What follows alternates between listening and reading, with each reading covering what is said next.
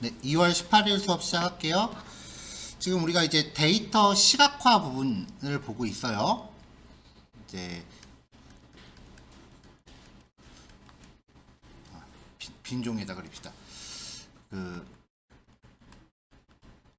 데이터 분석이라고 하는 큰 주제 안에서 이게 통계죠. 자, 절차가 일단은 주제 선정, 그 다음에 데이터 수집,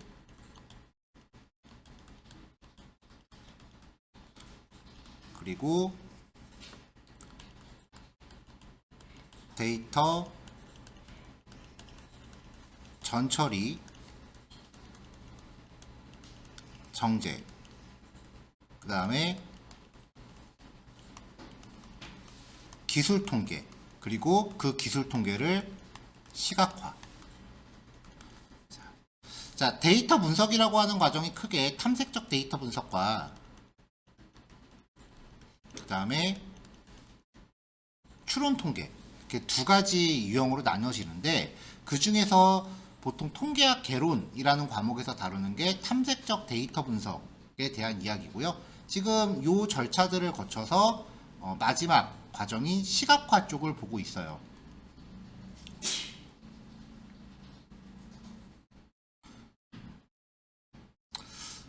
보통 이제 뭐 학교마다 저마다 차이는 있겠지만, 저 같은 경우는 처음에 이제 통계학과 처음 다닐 때 요 주제가 이제 한 학기 안에서 통계학 개론이라고 하는 과목으로 이제 진행이 됐고요. 그 다음에 요 시각화 부분만 별도로 한 과목이 따로 있었어요. 그래서 그 통계학 개론에서는 시각화는 그냥 대충 그래프라는 게 있다, 뭐 그 정도만 했었고, 시각화에서는 그래프의 유형을 굉장히 디테일하게 봤었어요.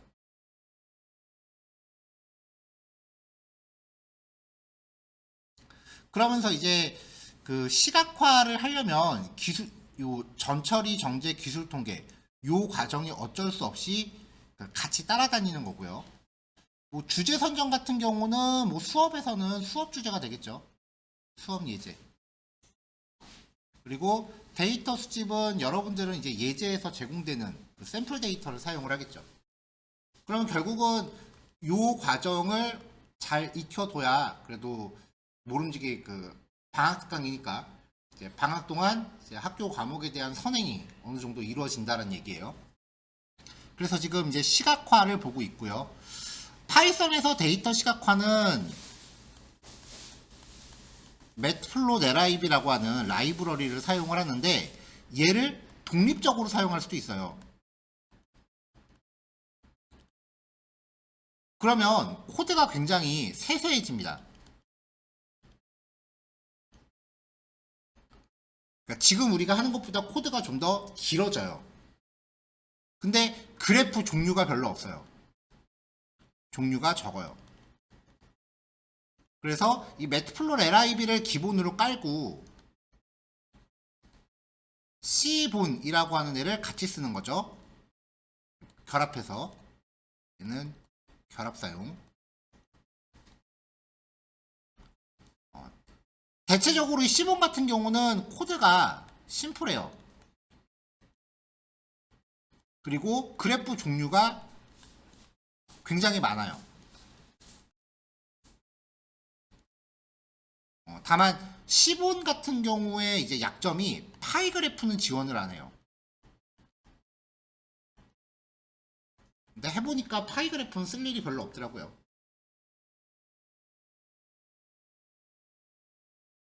자, 그래서 우리가 이제 이 C본이라고 하는 라이브러리를 사용하는 기본 코드, 그 다음에 데이터의 분포를 표현하는 방법.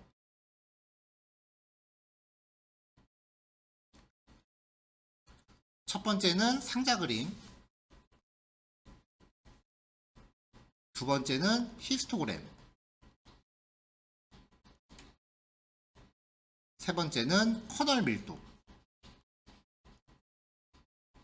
이렇게 봤었죠. 자, 오늘 데이터 분포에 대한 네 번째로요, 히트맵이라는 걸 못 볼 거예요. 여기까지가 이제 데이터 분포를 표현하는 방법이에요.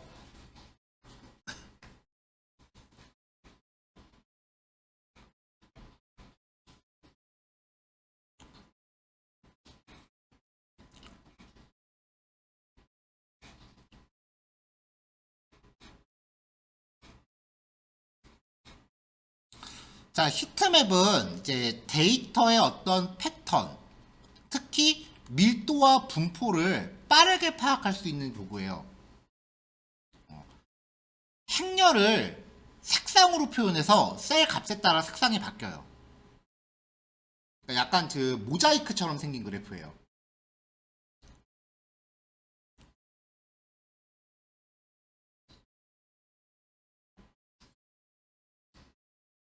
먼 후에 이야기겠지만 적어도 한 학기는 더 배우고 난 다음에 이야기겠지만 추론 통계 과정 중에 이제 분류 분석이라는 게 있어요. 이 분류 분석의 결과를 시각화할 때 히트맵 그래프가 상당히 자주 쓰입니다. 보통 이제 로지스틱 회계라고 불러요.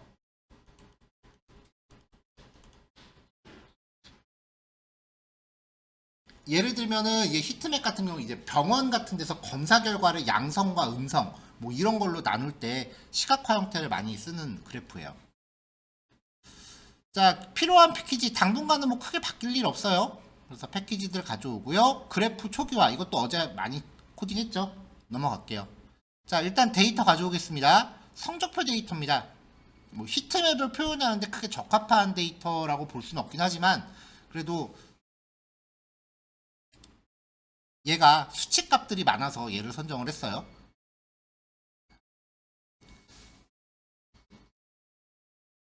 자, 이제 익숙한 코드는 길게 설명 안 하고 넘어갈게요.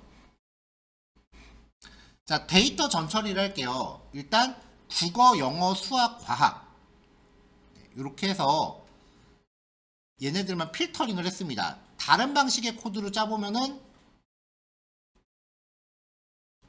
오리진.점 필터라고 한 다음에 리스트로 국어, 영어, 수학, 과학 이렇게 지정하는 것도 같은 식의 코드죠.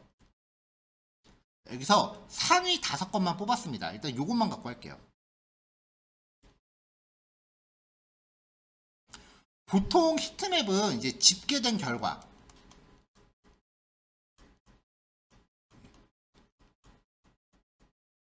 집계 결과 데이터를 가지고 하는 건데 뭐 여기서는 그냥 수치값만 있는 걸로 표현을 했어요. 자, 기본 사용 방법 그래프 사이즈 기본으로 잡아주고요. 그 다음에 히트맵 시본 객체가 갖고 있는 히트맵이라는 함수한테 데이터 프레임을 통째로 주면 행렬에 대한 수치값을 얘가 판단을 해서요. 값의 크기에 따라서 색상을 이렇게 선택적으로 보여줘요. 색깔이 진할수록 더 값이 큰 거예요.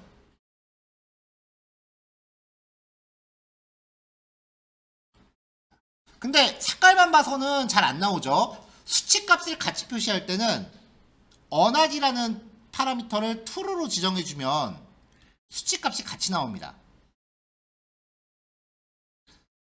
얘 같은 경우는 지수로 나왔네요. 1.2에 2 플러스 2 이러면은 소수점이 오른쪽으로 두 칸 가라는 거니까 120이네요.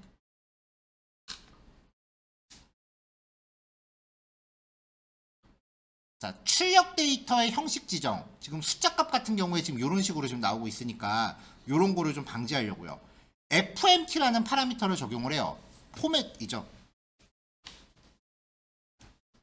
보통 FMT라고 하면은 포맷을 뜻해요. 여기에 들어갈 값은 일반적인 형식 문자열 규칙을 따릅니다.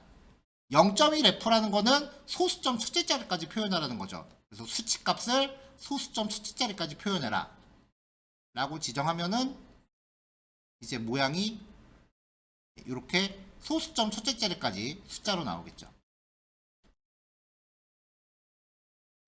자, 좀 더 꾸며볼게요.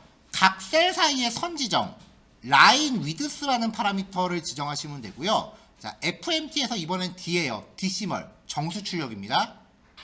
자, 그러면 사이사이에 선이 좀 생기고요. 파라미터를 하나씩 늘려가는 중이에요. 0.5 같은 경우는 앞에 0 빼도 되고요. cmap이라는 파라미터에다가 칼라맵 이름을 지정하시면 됩니다. 칼라맵은 어저께 전부 다 제시했었죠. 거기 있는 값 중에 하나 주면은 색상 테마를 바꿀 수 있어요.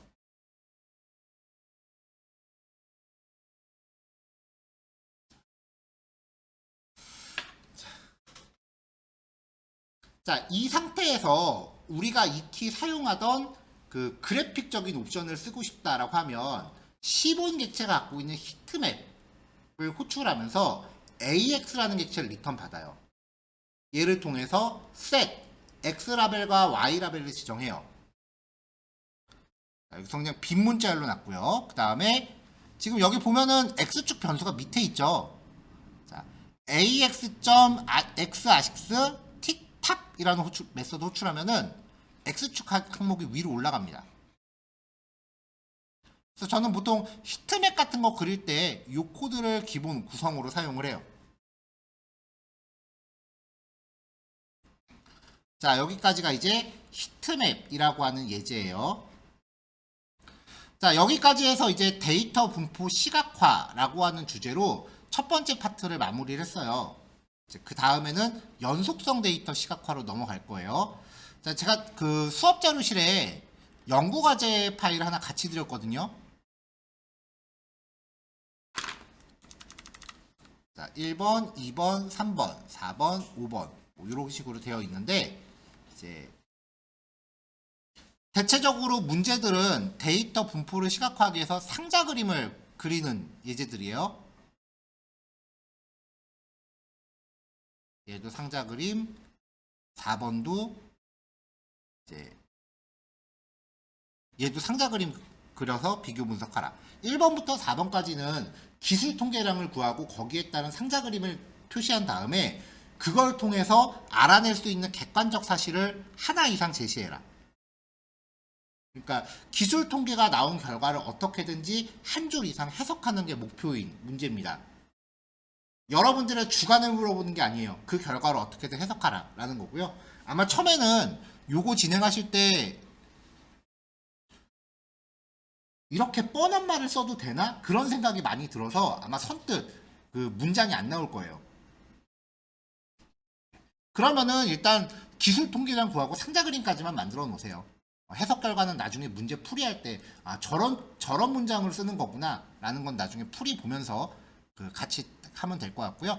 자, 5번 같은 경우는 이제 기말고사인데 데이터 전처리를 한 후에 뭐 기술 통계 그리고 히스토그램 히스토그램까지 그려보는 문제입니다. 커널 밀도 함수랑 히트맵은 문제에 포함하진 않았고요. 여기 있는 문제 5개는 실제로 그 제가 대학교 때 과제로 했었던 문제들이에요. 그래서 한번 풀어보시면 도움이 될 것 같아서 문제를 같이 세팅을 해놨어요. 기술 통계량 구하고 그 다음에 시각화하는 것까지는 바로바로 그 구현하시고요. 그 다음에 해석 결과는 생각이 안 나면 그냥 넘어가세요. 자, 그래서 여기서 시각화를 일단 1파트를 마무리할 건데요. 지금이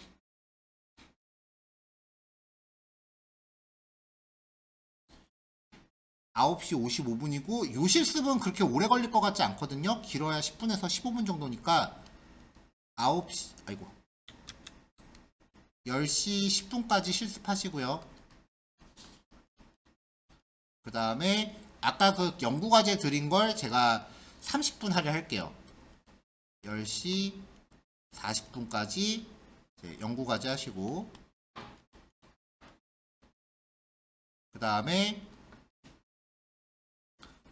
10시 50분까지 휴식.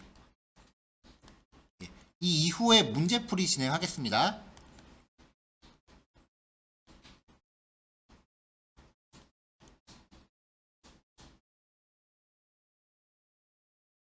자, 뭐라도 코드 만들어 놓으세요. 제시해드리는 답안하고 여러분들이 만든 답안하고 비교하시면서 그 나중에 문제풀이 할 때 수정할 부분만 좀 수정하세요. 자, 이따 봅시다. 자, 그러면 이제 문제풀이 한번 같이 볼게요.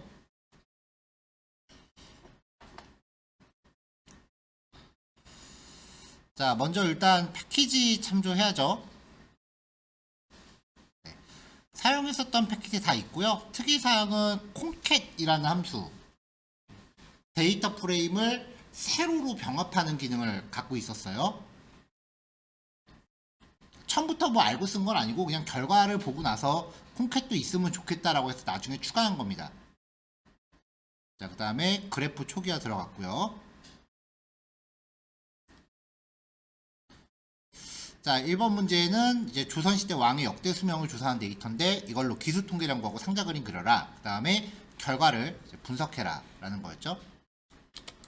자, 그럼 일단 첫 번째 단계로는 데이터를 가져올게요. 여러 번 이야기했었지만 데이터 분석 코드는 프로그램처럼 한 번에 완성된 코드를 짜는 게 아니에요. 한 줄 작성하고 결과 확인하고 한 줄 작성하고 결과 확인하고 그렇게 가야 돼요. 자, 일단 데이터를 가져왔어요. 처음에는 다 출력을 해봤다가 너무 길어서 그냥 헤드 함수로 상위 5건만 출력을 했습니다. 그리고 기술 통계량 바로 구해요. 디스크리브 함수였죠. 근데 밑으로 좀 길어서 보기 편하게 하려고 .t를 붙였어요. 그럼 전치가 나오죠. 자, 그 다음에 이제 상자 그림을 그립니다. 그래프 초기화 하고요. 글자 좀 더 키울게요. 그래프 초기화하고 박스 플롯 그리는데 X축에다 수명을 줬어요. 자, 그럼 가로로 나오죠. 자, 상자 그림 보니까 이상치는 없어요. 자, 이걸 놓고 객관적으로 그냥 파악하시면 돼요. 자, 전체 데이터는 27명이래요. 총 27명 왕에 대해서 수명은 자, 최소값이 16이고 최대값이 82죠. 16에서 82 사이의 범위를 갖고 있다. 그 다음에 평균은 46세다. 평균 나오죠? 자, 중앙값은 45고 1, 4분위 수는 33, 3, 4분위 수는 56이다. 요거를 있는 그대로 서술하시면 돼요. 그 다음에 상자 그림을 통해서 봤더니 이상치는 없다. 자, 뭐 여기에 조금 더 명세한다면 뭐 표준 편차는 46이다. 이렇게 서술하시면 됩니다. 이거를 나중에 과제물로 들어가게 되면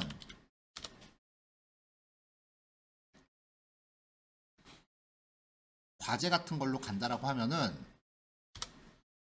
파워포인트 같은 거 있겠죠. 데이터 프레임 구조 같은 거나 코드 같은 거는 관심 없어요. 일단 이 표를 PPT에다 붙여요.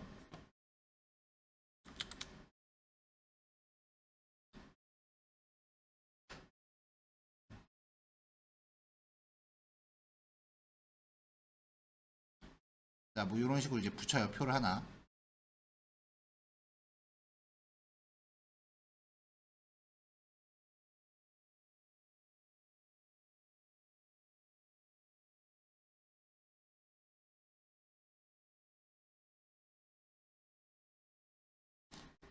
그 다음에 상자 그림. 요거 만든 거 그림으로 저장해요. 지금 코드에는 그림으로 저장하는 게 없는데 plt.savepig 라고 하면은 저장이 되죠.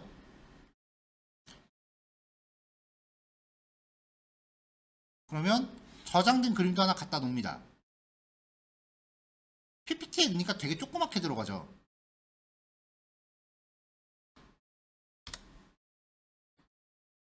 그러면 DPI 값을 한 300 정도로 늘려요. 그러면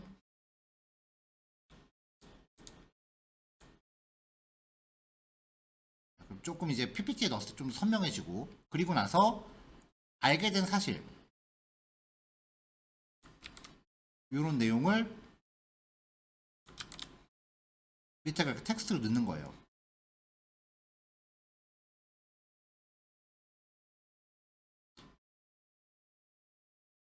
보통 이제 이런 식으로 이제 발표 과제 같은 거 하게 되면은 이런 식으로 이제 보고서를 만들어요. 과정은 안 중요해요.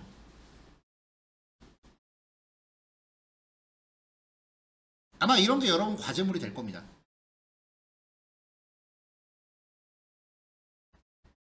파워포인터나 MS 워드 같은 엑셀까지는 좀 그래도 파워포인터나 MS 워드 같은 거는 좀 익혀 두셔야 돼요.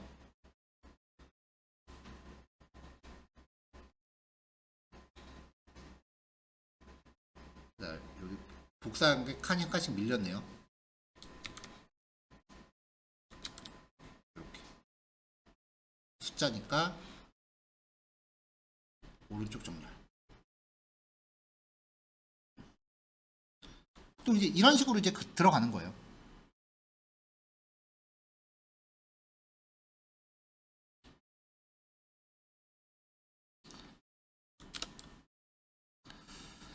자, 두 번째 문제는 상장된 금융사 중 외국 기업과 내국 기업의 주가 데이터래요. 국내 기업. 외국 기업하고 내국 기업별로 기술 통계량을 상자 그림을 그려서 비교 분석해라. 수정적으로 알 수 있는 사실을 제시해라. 자, 일단 주어진 데이터를 가져와 봤어요. 가져왔더니 데이터가 구분이라고 돼서 이렇게 같이 들어있죠. 자, 그럼 이거를 이제 국내 기업하고 외국 기업을 따로 보라고 그랬으니까 각각 분리를 해야죠. 자, 일단 필터를 걸어서 F 부분만 추출합니다. 외국 기업부터 추출했어요. 요 코드랑 똑같은 게 df2f는 df2.filter 아니 쿼리 구분이 F인 거. 자, 위에 거 주석으로 아래 거 주석으로 맞고 실행했을 때 F인 것만 나오고요. 주석 바꿔도 똑같이 나오죠. 기능이 두 개가 똑같은 코드예요. 어떤 걸 쓰셔도 상관없어요. 자, 얘를 또 이제 아까처럼 요약 통계량을 만들어서 출력을 해봤습니다. 출력을 했더니 주가에 대한 거니까 주가라고 쭈르륵 나오는 지금 이게 외국 기업만 뽑은 거잖아요. 이대로 하면은 이따가 국내 기업도 여기 인덱스 이름이 주가가 될 거기 때문에 인덱스를 주가를 외국 기업으로 바꿔라. 원본에 바로 적용해서 출력을 해봤어요. 자, 이렇게 코드 한 벌 단계별로 확인해서 이제 완성이 나오면은 이것만 이제 PPT에 넣는 건데 국내 기업은 그래도 한 번 해봤으니까 코드를 한 번에 짰습니다. 자, 외국 기업, 국내 기업 표가 두 개 나오니까 이거를 병합하면 좋을 것 같아요. DF2의 FDSC랑 DF2의 KDSC 이거를 콘캣으로 병합했어요. 이거 이제 PPT에 붙이면 되겠죠? 자, 외국 기업에 대한 주가 DF2F를 놓아요. 아까 외국 기업만 뽑아놓은 거 거기서 Y를 주가로 놓습니다. 그 다음에 국내 기업도 똑같이 놓습니다. 자, 이 두 개를 같이 놓고 분석을 해야 돼요.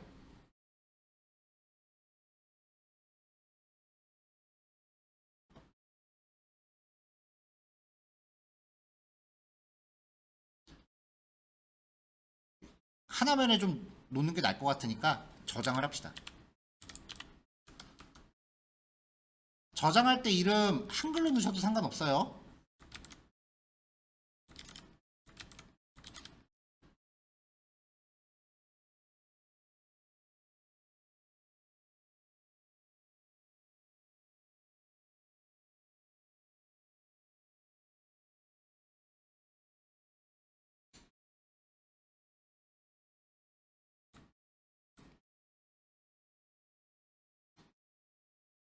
자, 외국 기업 주가랑 국내 기업 주가 두 개를 놓고 비교를 해보면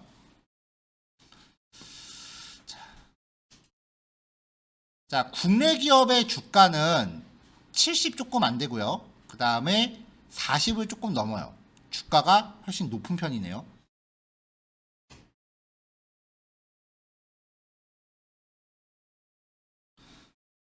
외국 기업은 60이 조금 안 되고 40 조금 넘고요.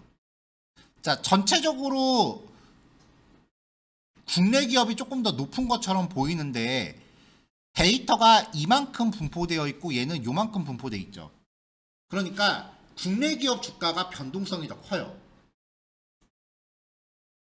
변동폭이 국내 기업 주가가 변동폭이 더 크고요. 그 다음에 포인트는 이거야. 이상치가 있는데 만약에 이게 잘못 조사된 게 아니라 실제 발생했던 일이라면 국내 기업은 굉장히 낮게 뚝 떨어졌던 적이 있는 거고 외국 기업은 굉장히 높게 확 치솟았던 적이 있는 거죠. 그러니까 국내 기업은 폭락 지점이 보이고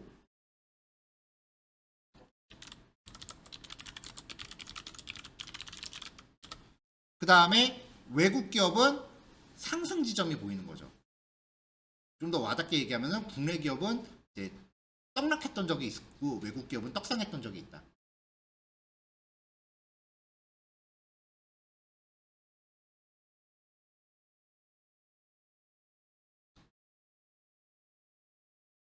자, 그래서 주가의 변동폭은 외국계 기업보다 국내 기업이 더 크고요. 국내 기업은 폭락 지점이 보이고 외국계 기업은 상승 지점이 보인다. 네, 이렇게 해석을 했고요. 포도농장에서 수집한 비료 중에 따른 수확량 자료다. 이걸로 기술 통계량을 구하고 상자 그림을 그려라.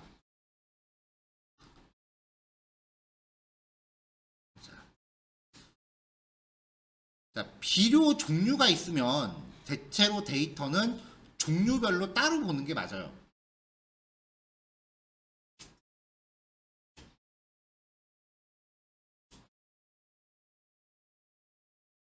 자, 그래서 일단 데이터를 가져와 봤고요. 아까랑 유형이 비슷합니다.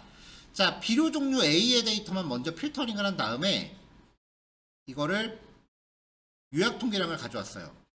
근데 수확량이라고 표시되어 있으니까 인덱스 이름을 아까처럼 A로 바꿨습니다. 자, 한번 해봤으니까 코드 한꺼번에 묶어서 비료 종류 B로 묶어요. 자, 기술 통계량 병합을 해요. 자, A 비료는 7개고요. 평균 26, 표준 편차 6.57. 그 다음에 최소 17, 그리고 최대 39. B는 최소 11, 최대 25. 자, 상자 그림 그려볼까요? 자, 비료 A고요. 비료 B입니다. 자, 비료 A는 변동폭이 크질 않죠. 근데 쫄딱 망했던 적도 있고 대박이었던 적도 있어요. 수확량이. 그러니까 리스크가 좀 있다는 거지. 대체적으로 안전하지만 리스크가 좀 있어요. 자, 비료 B는 수확량의 변동폭이 커요. 그 다음에 평균을 봤을 때 대략 한 24부터 27 정도 사이인 것 같고요. 얘는 한 15 조금 넘은 거에서 22 정도까지 가죠. 평균을 비교해 보면은 평균은 A가 조금 더 높네요. 자, 4분위수 분포를 비교했을 때 A 비료를 쓰는 것보다 얘는 이상치를 제거하고는 이제 요 정도니까 B를 쓰는 게 수확량이 더 많다. 근데 수확량 분포가 B를 쓰는 게 더 넓게 분포됐기 때문에 A를 쓰는 게 더 안정적이다. 이상치가 다소 있긴 하지만.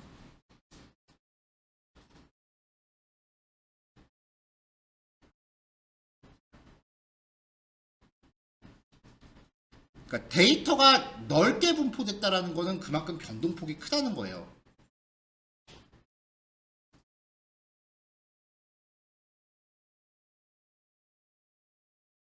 자, 4번. 통계학개론을 수강하는 두 학과 A와 C의 성적 분포 데이터 일부다. 두 그룹을 비교하기 위한 기술 통계량을 구하고 상자 그림을 그려서 분석해라. 최종적으로 알 수 있는 사실을 제시해라. 1, 2, 3, 4번은 문제 유형이 다 똑같아요. 자, 데이터 가져왔고요. 그 다음에 A학과 기술 통계량 구해야 되니까 학과 A만 먼저 추리고 기술 통계량 구한 다음에 점수라고 인덱싱 되어 있는 거 이름을 A로 바꿨습니다. 자, 요 코드 한 번에다 병합해서 C학과도 똑같이 만든 다음에 기술 통계량 병합했어요. 계속 똑같은 코드 나오죠? 자, 이제 A학과 상자 그림. 자, 이렇게 나왔고요. C학과 상자 그림. 이렇게 나왔어요. 자, 일단 보면은 평균을 봐서는 C가 더 높아요.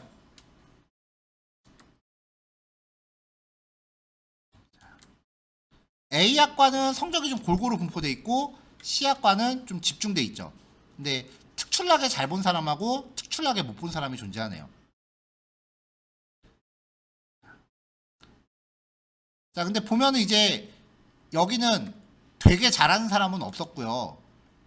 좀 넓게 분포돼 있죠.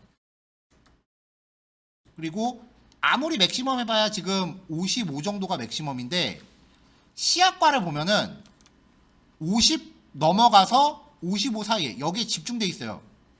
그러니까 50점 밑으로는 드문 거죠. 그래서 A학과보다 C학과 학생의 학업 성취도가 더 높습니다. 왜냐하면 더 높은 점수에 집중적으로 분포되어 있으니까요.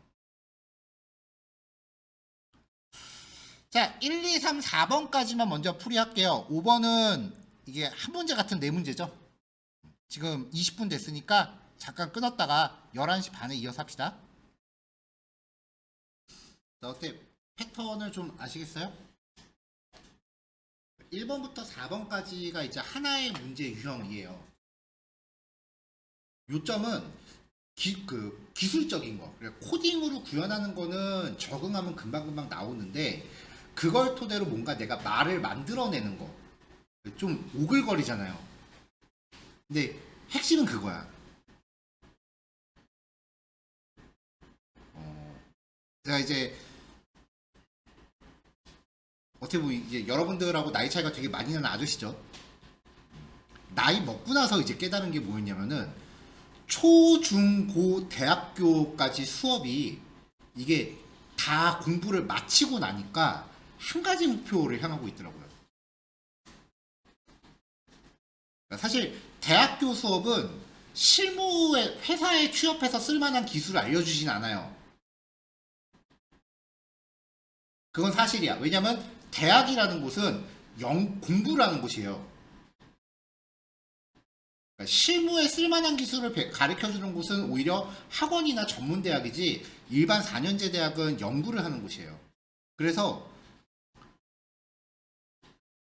초등학교 때 이제 기본적인 그 수리 능력하고 언어 능력을 공부를 하면 중고등학교 때 이제 국영수 과학을 이제 조금 조금씩 배우기 시작을 하잖아요. 기초학문들. 그리고 그게 이제 대학으로 가면은 거기에서 이제 점점 세분화가 돼서 특정 분야에 대한 이제 공부를 하게 되는데 결과적으로는 그거 다 따지고 나니까 나중에 가면은 그 논문 쓰라고 가르치는 거더라고요. 대학교 공부의 최종 목적지는 논문이에요, 여러분.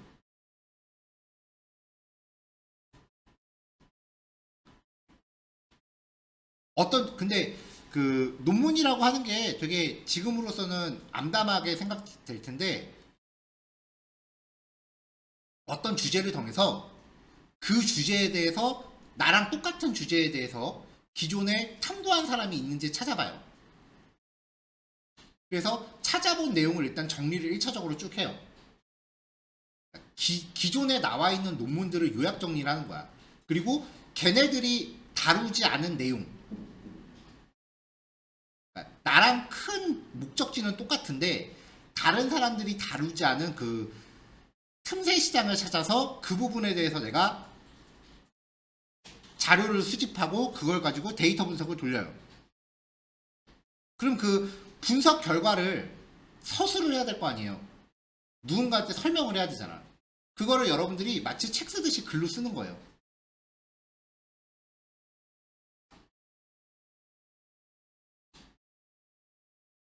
결국은 그 대학 수업이라는 게 그거 하나를 목표로 하고 있더라고요, 다들.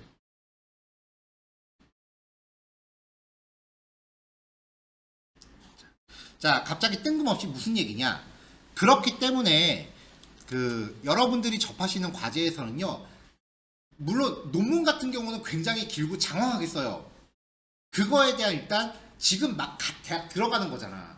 벌써부터 장황하게 쓰라고 할 수는 없으니까 일단은 짧게 뭐라도 어떤 내용을 도출해내는 걸 자꾸 요구를 해요. 조사 발표. 대학교 뭐 드라마 같은 데서 봤었죠. 대학 들어가면 조별 과제 해갖고 발표하고 뭐 그러는 거. 그게 기존에 있던 내용들을 정리하는 게 아니야. 기존에 있던 내용들을 일단 조사를 한 다음에 그 내용들이 미처 다루지 않는 허점을 찾아서 거기에 대해서 여러분들이 탐구하는 거예요. 기존 내용을 정리하는 게 아니야. 그리고 나서 여러분들의 어떤 생각을 묻는 거지. 그렇기 때문에 나중에 이제 대학 과제 같은 거 하실 때, 발표 과제 같은 거 하실 때 조금이라도 다른 사람들보다 좋은 점수 받길 원하신다면 기존 자료를 잘 확인을 해서 거기에서 어떤 내용을 이끌어내는 거. 일단 요거 연습을 하시고요.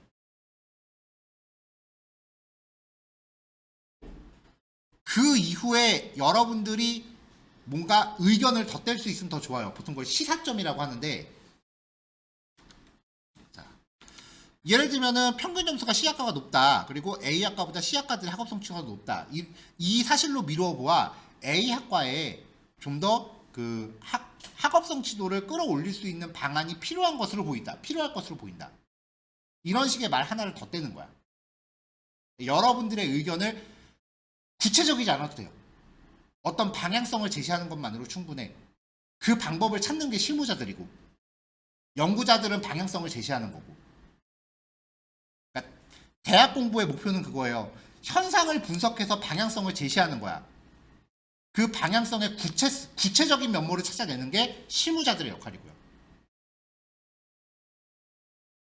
요약하면은 대학 공부하실 때 한켠으로 계속 준비하시면 좋은 게 책 읽고 요약하는 거. 근데 소설 같은 것도 상관없어요. 근데 책이라고 하면은 되게 문장이 기니까 그럴 거 없이 인터넷에 돌아다니는 짤막짤막한 글들 있죠. 뉴스가 됐건 아니면은 뭐 네이트판 같은 데 올라오는 되게 허무맹랑한 글이 됐건 상관없어. 뭐라도 읽고 한두 문장으로 요약하세요. 연습을 하세요. 하셔야 돼. 진짜 도움 많이 됩니다. 한번 곰곰이 생각해 보세요. 내가 인터넷에 신문 기사, 뭐 평상시 우리 잘 보지도 않긴 하지만 인터넷 뉴스 기사를 한번 봐보세요. 그리고 그걸 읽은 다음에 다시 한번 돌이켜봐. 내가 과연 이 글을 처음부터까지 다 읽었나? 핸드폰으로 보면서 한번 생각해 보세요. 요즘 보면은 앞에 한두 문장 읽고 자기도 모르게 손가락 위로 쫙 올려버려요. 거의 안 봐요. 저도 그랬거든요. 안 읽히더라고요.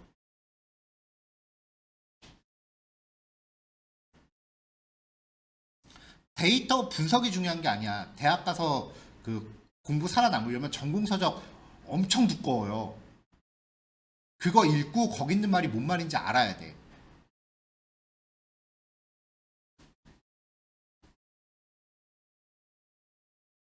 그래서 저도 했던 게 책이 잘 안 읽혀서 처음에 대학원 들어가서 이건 좀 심각하다 싶어갖고 읽기 연습을 다시 했는데 무협지 읽었어요. 인터넷 웹소설을 한 10개인가 그냥 다 현질해 가면서 읽었어요. 그렇게 읽고 나니까 그 다음부터 조금씩 눈에 들어오더라고요, 글이. 에이, 설마 그러겠어. 아니에요. 대학교에 있는 교수라는 인종들은 그거를 평생 한 사람들이야. 국내에서 대학원까지 공부하고 그것도 모자라서 외국 나가서 대학원 공부 더 하고 온 사람들이에요. 읽는다는 것 자체가 너무나 당연하게 생각되는 거기 때문에 우리가 그런 거에 되게 힘들어할 거라는 생각을 1도 못해.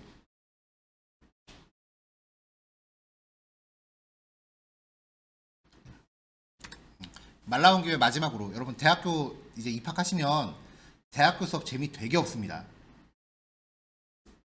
중고등학교 선생님들이 그리워지기 시작할 거예요. 중고등학교에서 수업하다가 이제 가끔 이제 드립해 주시는 선생님들 있잖아요. 대학교 교수님들 그런 분들 없어요. 있을 수도 있고. 중고등학교 선생님들은 가르치는 게 직업이신 분들이에요. 그래서 가르치는 스킬에 최적화되어 있는 분들이에요. 그분들보다 가르치는 내용에 더 최적화되어 있는 사람들이 학원 강사들이야. 그래서 학원 강사들이 하는 얘기들은 학교 수업보다 그래도 귀에 쏙쏙 잘 들어오죠. 왜냐면 그 사람들은 많이 알지는 못해. 근데 자기가 알고 있는 걸 어떻게든 재밌게 포장해서 전달하는 방법을 끝도 없이 찾는 사람들이에요. 그러니까 강사는 말빨이에요. 저도 그래요. 근데 대학교 교수님들은 자기들 머리에 들어있는 내용을 밖으로 표현을 못해요, 잘. 그분들은 가르치는 게 직업이 아니야. 교수이기 이전에 박사학위 소지자들이에요. 교수들이 의무적으로 한 달에 논문 하나씩 써야 될걸요, 아마? 연구해갖고. 그러니까 그 사람들은 가르치는 게 직업이 아니라 스스로 공부하는 게 직업인 사람들이에요, 교수님들은. 그래서 지들 공부하기 바쁘지 학생들 잘 안 가르쳐요. 대충 얘기하면 알아서 따라오겠지, 그러고 그냥 가르친다고.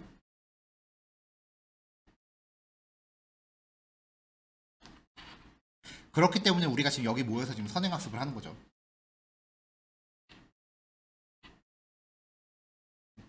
그래서 되게 전달력이 없을 거예요. 그거를 듣고 캐치하려면은 여러분들이 읽고 듣는 거 많이 연습하셔야 돼요.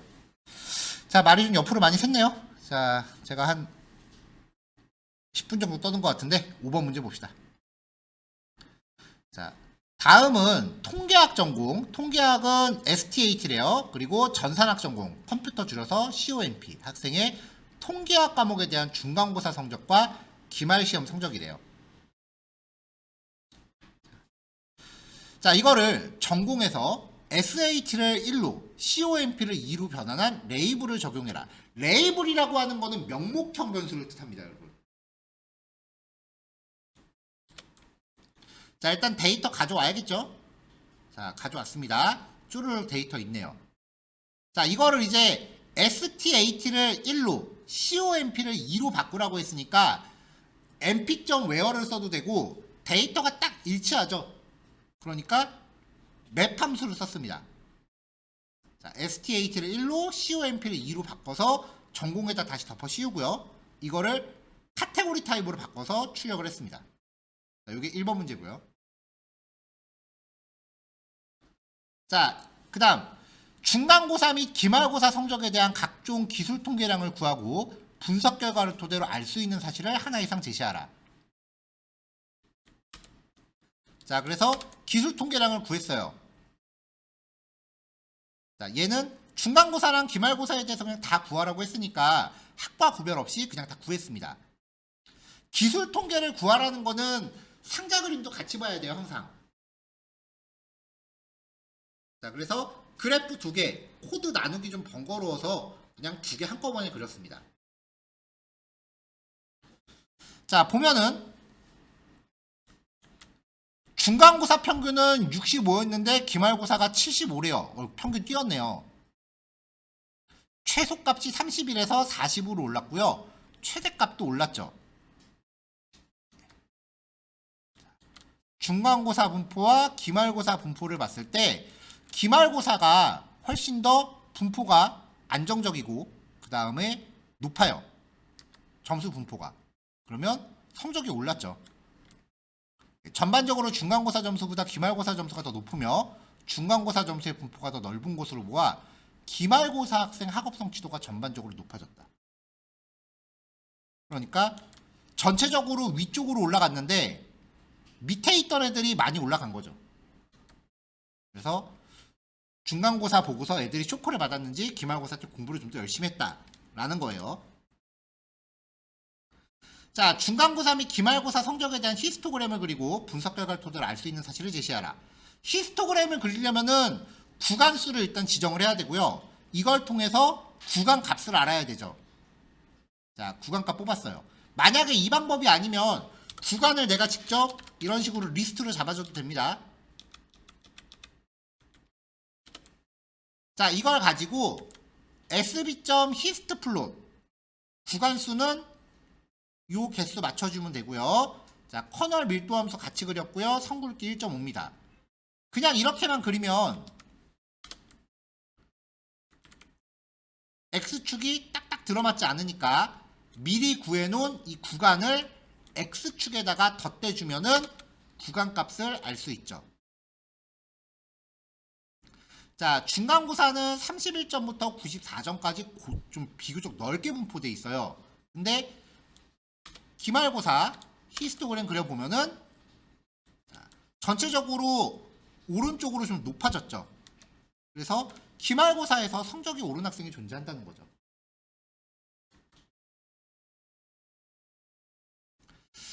자, 이번엔 전공별로 중간고사 및 기말고사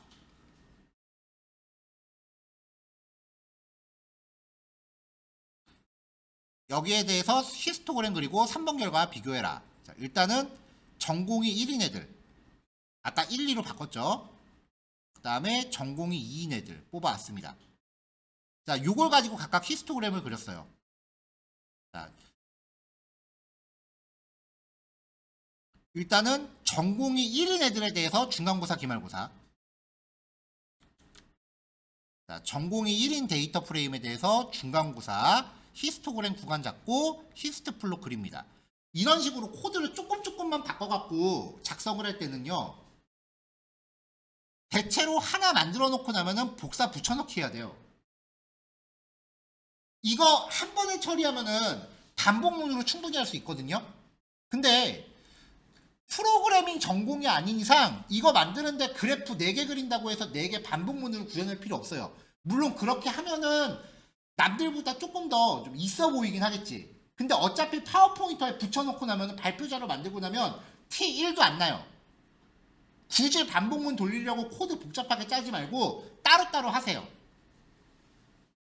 이거 데이터 프레임 쪼갠 다음에 요거 2개를 리스트로 묶어갖고 컬럼 이름별로 이제 인덱 컬럼 잡아서 반복문 돌리면 한 번에 나오기는 해요. 근데 그런 식으로 만들 필요가 1도 없다고. 괜히 겁먹던 거예요. 대신에 코드를 한 번 만들어 놓고 복사해서 또 쓰면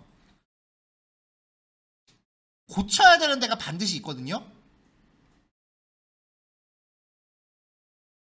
이런 거는 잘 체크해야 돼요. 이거 하나 만약에 여기를 기말고사라고 고쳤는데 여기 안 고치고 계속 중간고사 그대로 왔다. 그러면 그래프가 틀어지겠죠. 이런 거 잘 체크해. 꼼꼼하게 체크해야 돼요. 어려운 반복문 구사 안 해도 되지만 덜렁대시면 안 돼요. 자, 요거 하나 그대로 또 복사해서 이번엔 학과 이름 데이터 프레임 바꾸고요. 중간고사 데이터 프레임 바꿔야죠. 중간고사 타이틀 바꾸고요. 빈즈 5. 자, 하나 더 복사해서 기말고사. 마지막에 얘는 필요 없네요. 자, 그래서 그래프 4개를 만들었습니다.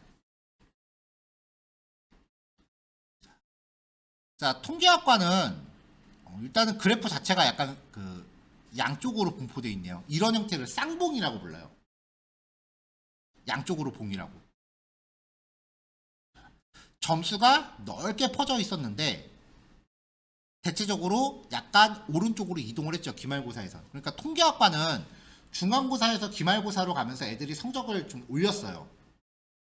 자, 컴퓨터학과는 중간고사 봤더니 처음부터 고득점자 점수별로 한 명씩은 있는데 여기 나머지는 다 높게 분포되어 있죠. 기말고사 봤더니 기말고사도 별 차이가 없어요. 그러니까 통계학과 애들은 전반적으로 성적을 올렸고요. 컴퓨터과 애들은 애당초 고득점자 그룹이 존재하는 거예요. 통계학은 전반적으로 학생들 고르게 분포되어 있지만 컴퓨터과의 경우 고득점자 그룹이 존재한다. 이런 식으로 이제 말을 만들어냈습니다. 자, 오늘 내용에서 질문 있으신 분 계실까요?